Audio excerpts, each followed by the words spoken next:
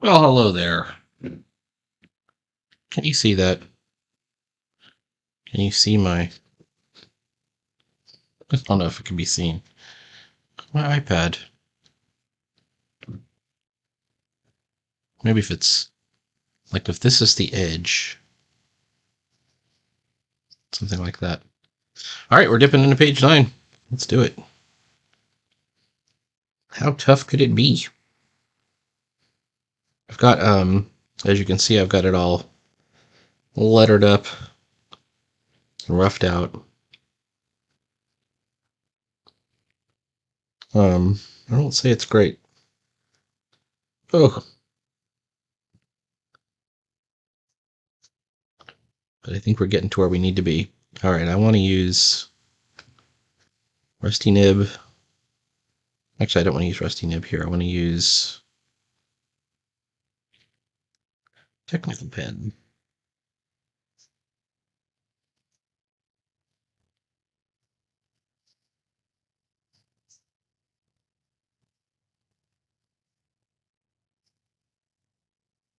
Is that thick enough? Yeah, it is. Okay.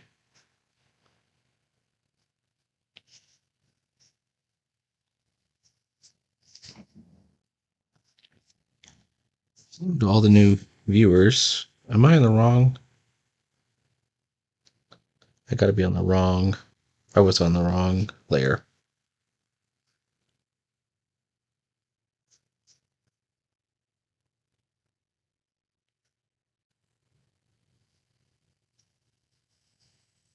Good enough. Close enough for rock and roll, as they say. Well.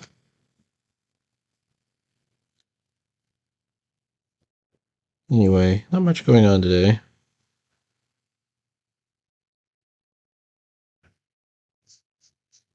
Got home from work a little early. I updated my iPad. Software-wise.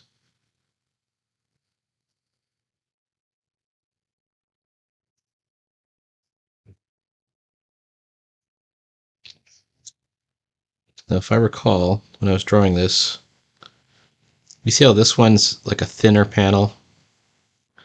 And if I can make it even thinner, I will. So let's try that. Or rather... So the issue is... Alright, so what's going on? He's having trouble trying to negate the enchantment. He tries like 6 spells in a row. 1, 2, 3, 4, 5, 6, 7 spells in a row. And he thinks he's got it, and then he realizes he don't got it. Classic Mel Brooks joke. I got it, I got it, I got it.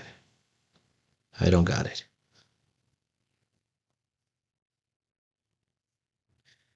And, which works as a gag, but you need enough room to actually write all the words. Saw an interesting bit. This was on the Cartoonist Kayfabe Instagram. It might have been a video, but I didn't watch the video.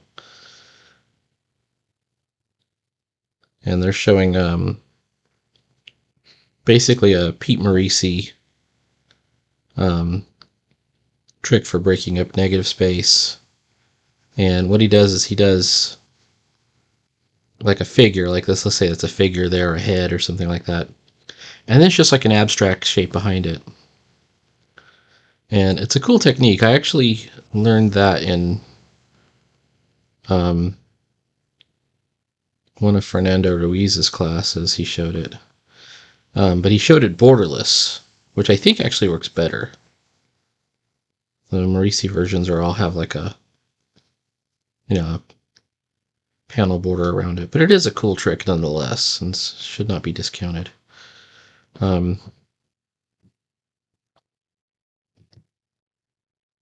I can see that I've got a problem here.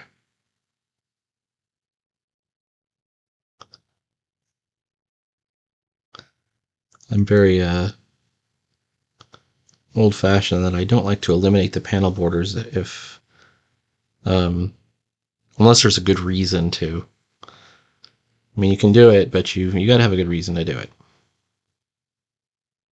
Storytelling reason.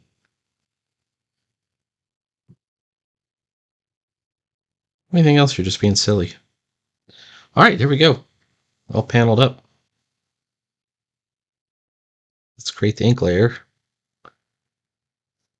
Inky. Now this is page 9. We're just getting this kicked off. He tries to shut down the spell that's in the trapped package. And story beat wise, what we're showing is that it's way too powerful for even an arch wizard like Alcabet's to stop. And it's like a bomb going off, destroys the house. Or the upstairs of the house. The two boys are outside, as you recall.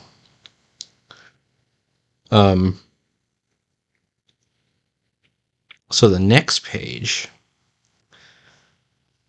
there's this one clue. It says just enough time for just one last chance, just enough time for, and he's casting one last spell, and that spell does work, but you don't know what it is until the next page, and it should be a surprise by then. Okay.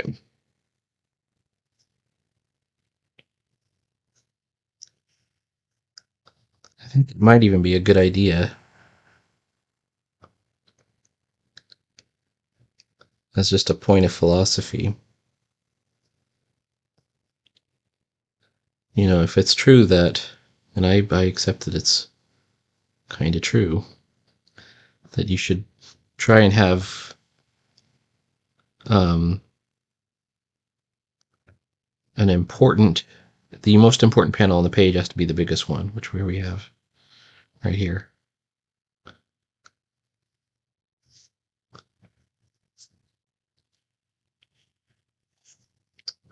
But also, it's kind of cool to have at least one revealed secret or point of information on every page.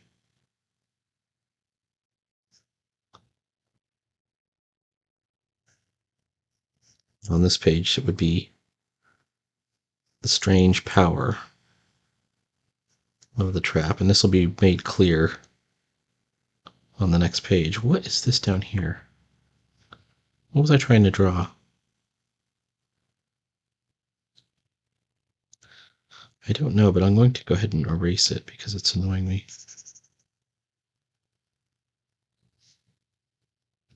Might have been, I had to,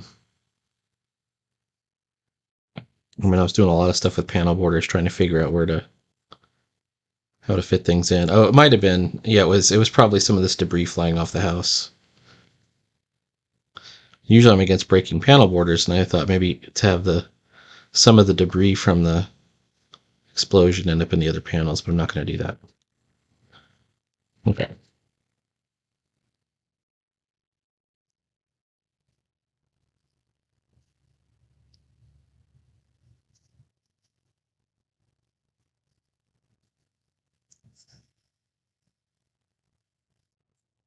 I was sketchbooking at work today, and I was, I've been sketchbooking at night a lot lately at home too, and one of the things I've been focusing on is mecha. I've tried to draw some mecha, and I found out I'm not very good at it. And you know what that means? It means I have to draw a lot of mecha now. It's some people would take that as a sign they shouldn't be drawing something. I take it as a sign you should be drawing it a lot to learn it.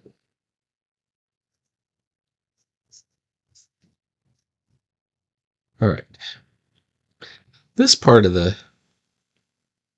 a little worried about it because I think I made his hat a bit too small, so let's make it a little bit bigger.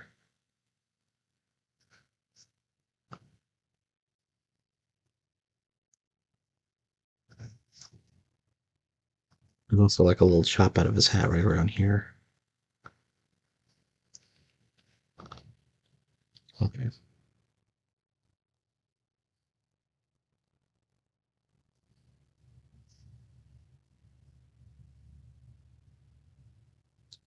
And set this up for a flood fill, a nice clean flood fill.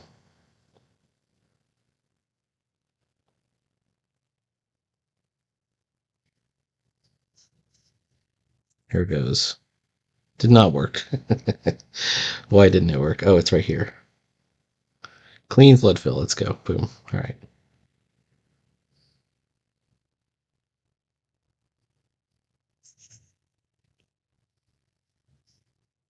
I've got to put up the little broadcast for the next drive-in Saturday. I haven't done it yet.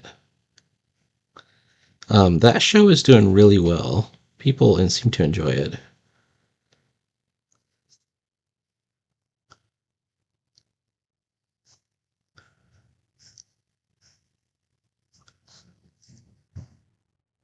And I like making the promos for it. Maybe that's what that was that I erased, was part of his cloak, you know?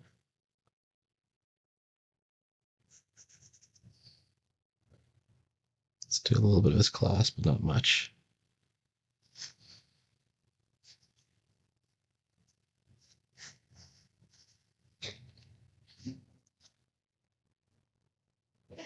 Right, it's looking good. Now we have the benefit of having a huge establishing shot in the lower half of the page, which means we don't have to do much or anything at all, really. On these previous pages, but I find that a line here that establishes the corner is useful.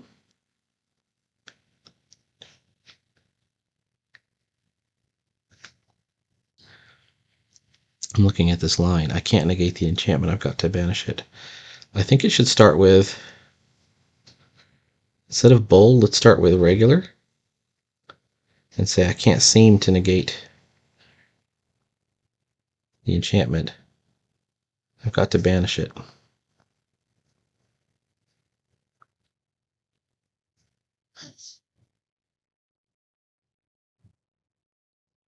can leave it right there.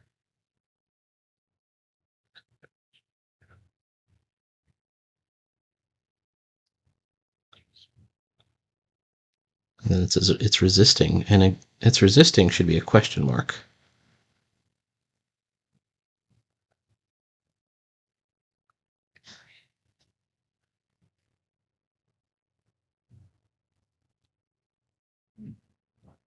And instead of bold italic, let's start with bold. We're going to build, right? I've got to banish it.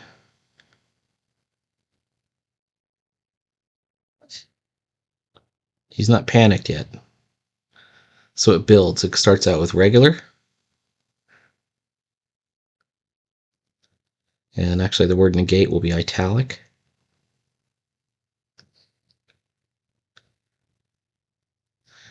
And then it starts with, okay, so it starts, I can't seem to negate the enchantment. I've got to banish it. It's resisting. This is where it gets bold and question mark. How can it resist my power? And then he tries 7 enchantments in a row. And he thinks he's got it. We're kind of going by the D&D paradigm of spells that you run out of spells after a while.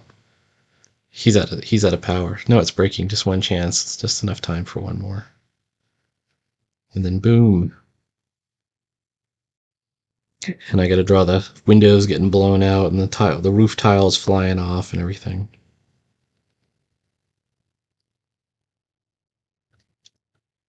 We could bring the camera down and even put a bit of the roof line. Oops. Let's see, if I was on layer 2, this is the pencil line. I don't know if I'm going to do this. I've got the wall corner there. I could do something like that, which gives us the roof line. It's actually a good idea. Let me do that. It'll mostly get covered up by the speech balloon, but it gives us more context of what the angle is.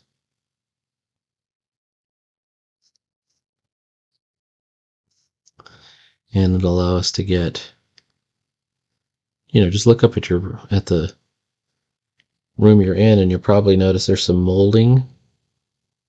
There's usually some molding over by the ceiling. So I guess let's put in another detail.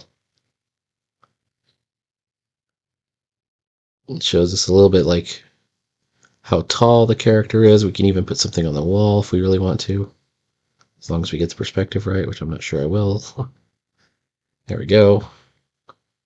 Is there a picture behind him on the previous page? If we look in his study. Yeah. Well, not in the corner like that, but it is a picture of an otter right over there. Like a poster.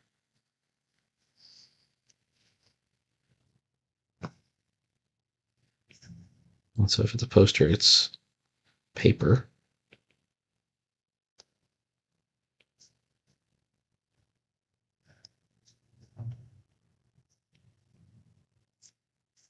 Right? It gives us a little bit more detail. All right, here's my casting hands. Now I've got the wand in his right hand. Is that correct? I may have done this wrong. No, the wand's in his right hand. That's correct. And I've got to remember that he's got two bands and those two little kind of Cheerio things on there. Oh, which I tried to draw. Okay. But I think my problem is just looking at it is I don't know if I know exactly where. I'm looking at my own hand. I like this angle that you can do with your hand where you have the wrist. Whoops. The camera's too close. The wrist can come down from your forearm. Here, I can draw it almost. These animal characters are not meant to look realistic. They're supposed to look a bit like a funny animal cartoon. I mean comic. Not quite Pogo, but something.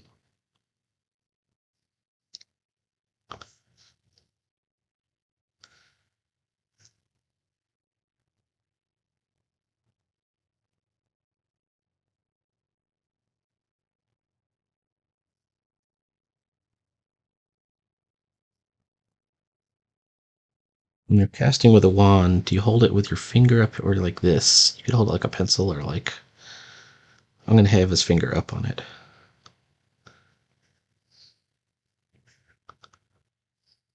I don't know, can you see that? That's my camera too close. All right. I can see this is kind of a problem because the wand is going to be hidden behind Sumidus.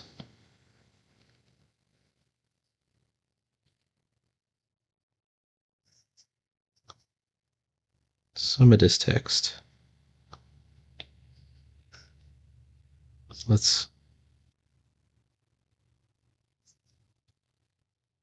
push it off just a little bit.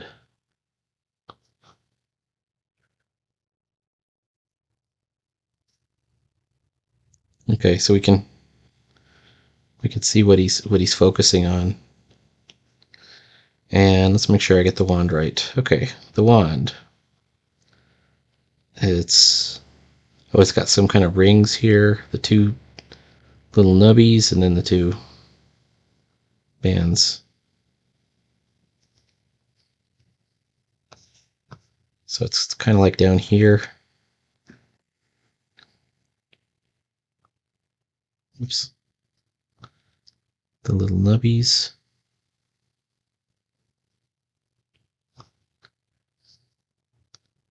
And then like that. My problem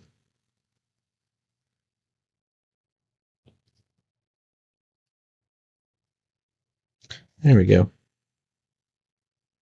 I'm looking back on the manga anthology that we did. I'm kind of regretting that I didn't do more with manga. I did some kaiju type stuff. I had a giant um, monster. And then I even had like a kaiju battle with Loyal Hoplite dropping on him from space. Loyal Hoplite is kind of like my Ultraman.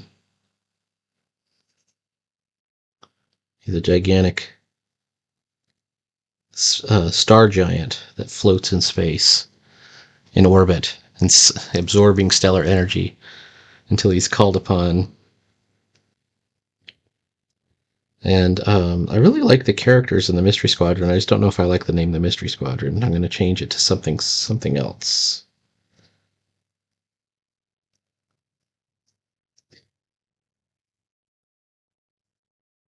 And get into more of you know, stuff with Doc Harrow. Doc Harrow is going to be a little bit more important.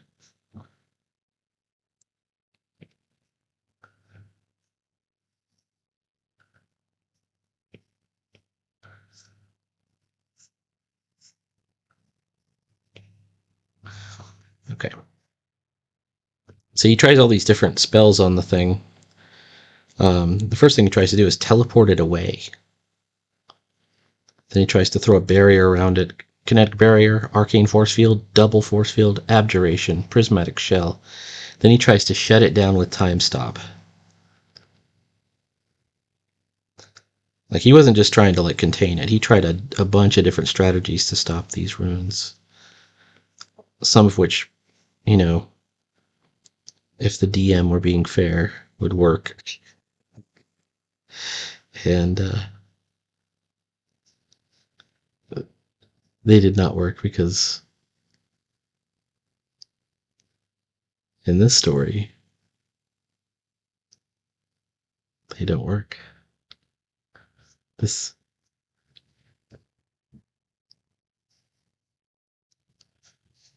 Let's put the scrap of paper down below. Let's take a look at that scrap of paper too. It's just a scrap. It's a triangle-shaped scrap. You know what I'm going to do? I'm going to take this,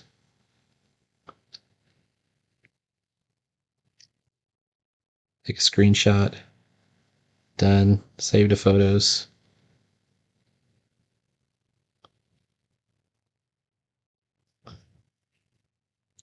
Oops, come on now, come back.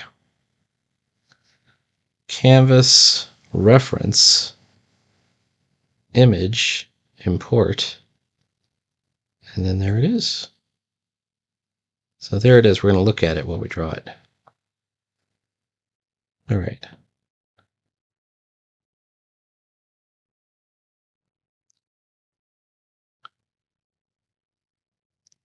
Let's make sure I'm in the right spot.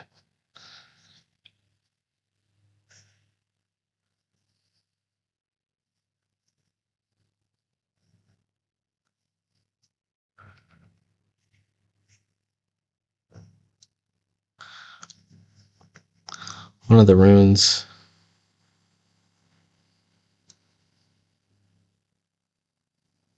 is that. One of the runes.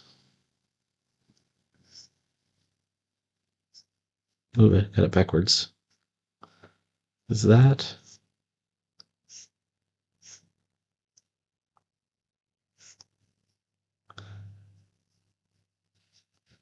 Okay, I got to thin out my brush. And it's got to glow. It almost looks like it's on fire.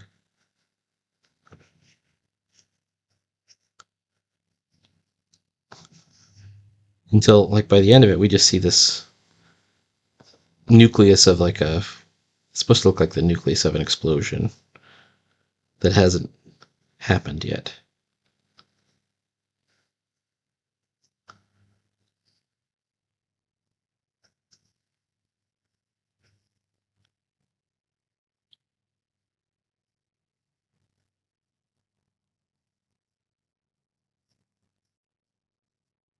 Oh, and the other thing is, I was just thinking about using this for the story.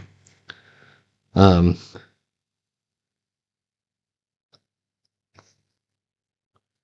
of course, the runes don't all disappear in the blast. I was thinking of having, I'm not sure I'm going to do this scene. It's a cool idea for a scene. Here's my idea. After Perseus and Balin leave, we'll have a mysterious figure pick through the ruins of the house and find their scrap of paper, and only one of the ruins is going to be gone, and he's somehow going to be able to take it, you know, and take it away, and that will become a plot point.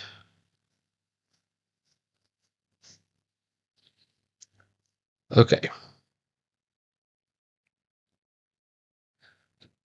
All right. This has some hand drawn lettering in it.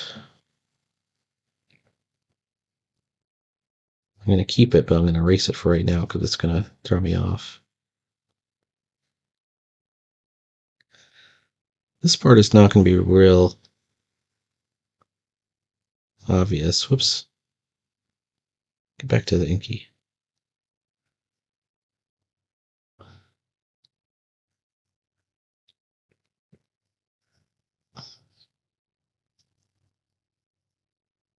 Like, readers might not understand what this is immediately, but I'm going to use this kind of recurring explosion motif with the sort of, what shape do you call that? I call it a boomerang shape, and a spiral, an entropic spiral. And, oof.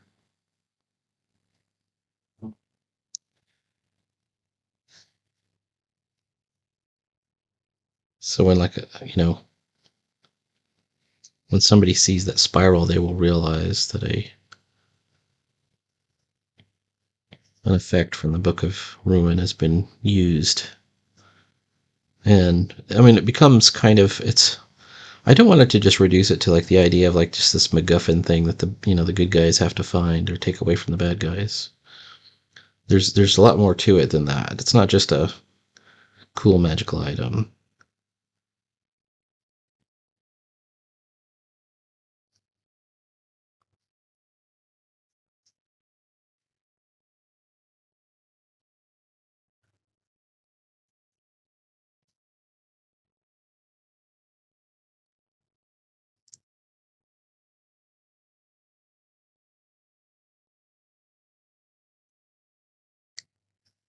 In a sense, we don't really know what it is until it's too late.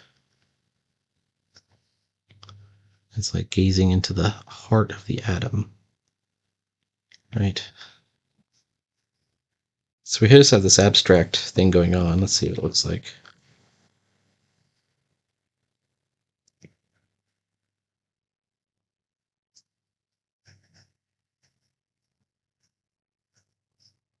And if there was ever a place, well, it's going to get even bigger here.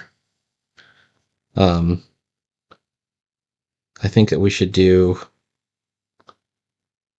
um,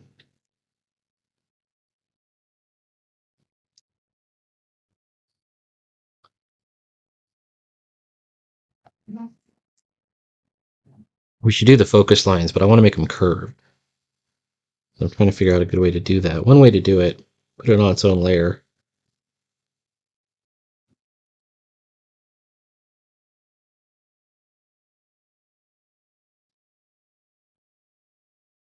And just draw standard ones.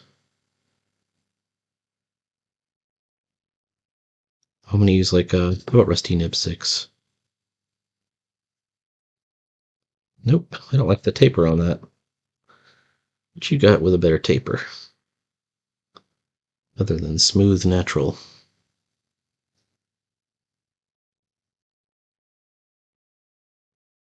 How about Fountain Bleeder?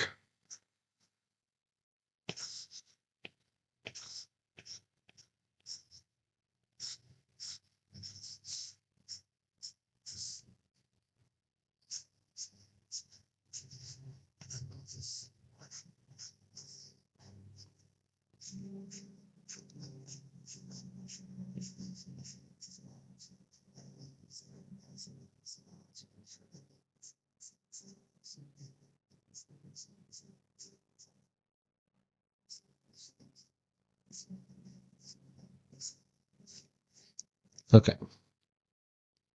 Then we're going to do some smooth lines, kind of breaking these up. I know a lot of these are going to get cleaned up by the speech bubbles, or covered up rather. Oops.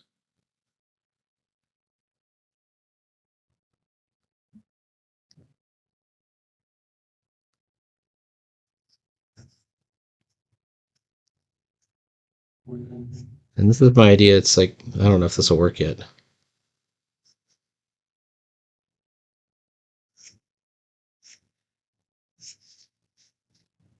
Then because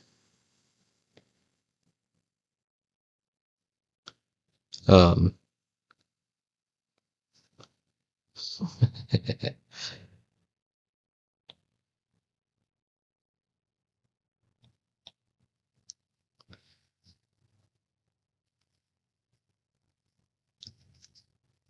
okay, I want to spin it around, so I'm going to take this right one and spin it like this, and this one's going to, well, I want this one like this.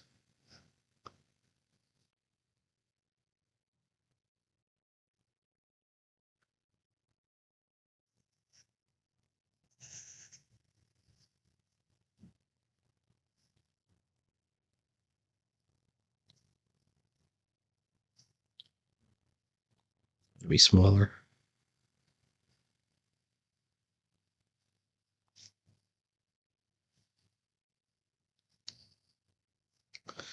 It kind of worked, except I got to push this out just a little bit this way. And then this has to go about a little bit that way. All right. Let's call that what it is. Take the assist out and then erase the excess. And then we're just going to pray for rain. Just hope it gets there. And, if this works, of course, we're going to do it on the next panel too, but more extreme as the explosion grows, right? And then you get to the next panel, and it's like kaboom. So that's pretty good. I just came up with that as an idea while we were drawing. So for a spontaneous notion, I think it shows I'm figuring a little bit more up about appropriate than I thought. Oh, I lost all these lines. These are all gone. Like when I spun them, they ended up outside the panel, so they're just not there anymore.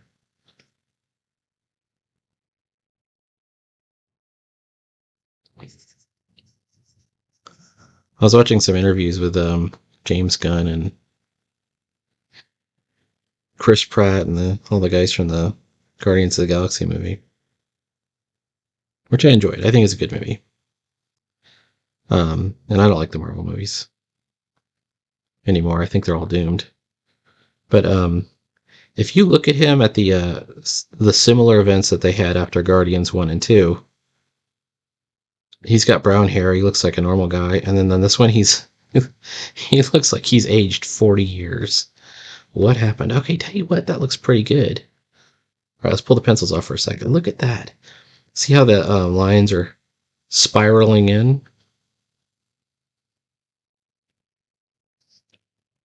That looks pretty good. All right, let's throw a bubbles layer on there just so we can see it with the bubbles.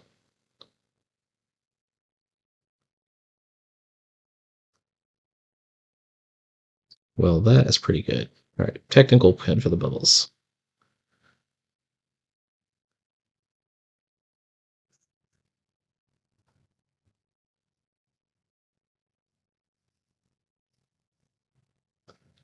I'm hiding some bubble lines in the panel border because we want to use the panel border as our baseline.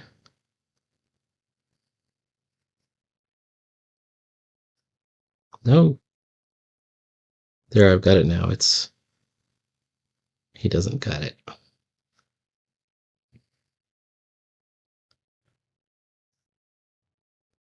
How about a alarm?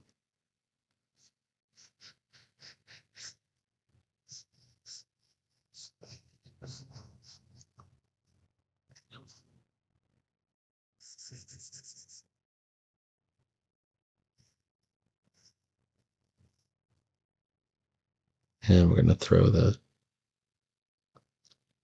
tail off to the side.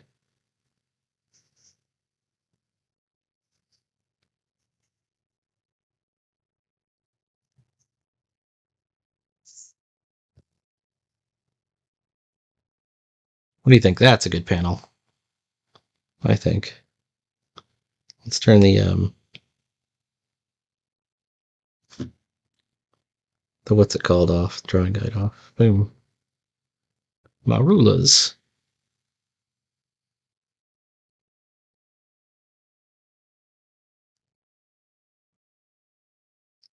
Let me jump back into Inky. Fountain Inker. Black. I said black.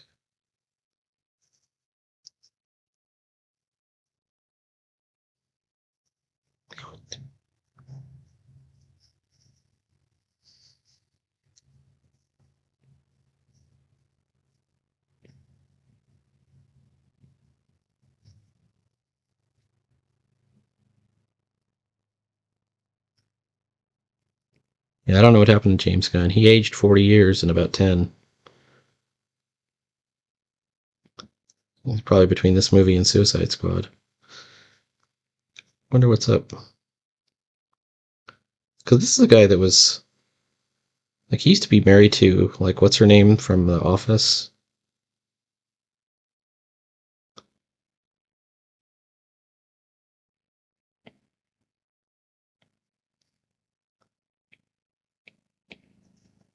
He was a young guy. Like, and he always had kind of a young look to him, too. All right, I think. All right. As long we want to prominently see these boomerang things. They are an important part. We can do some speed lines on them.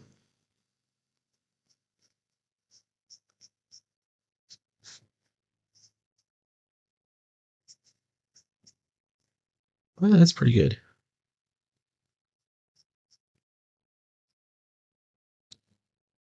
What do you think? All right.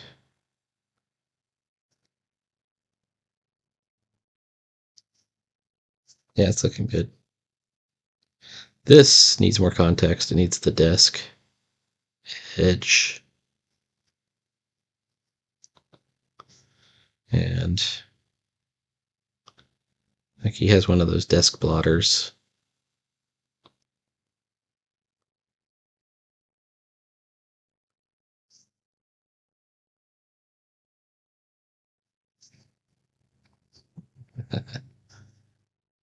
Give it to me straight. There we go.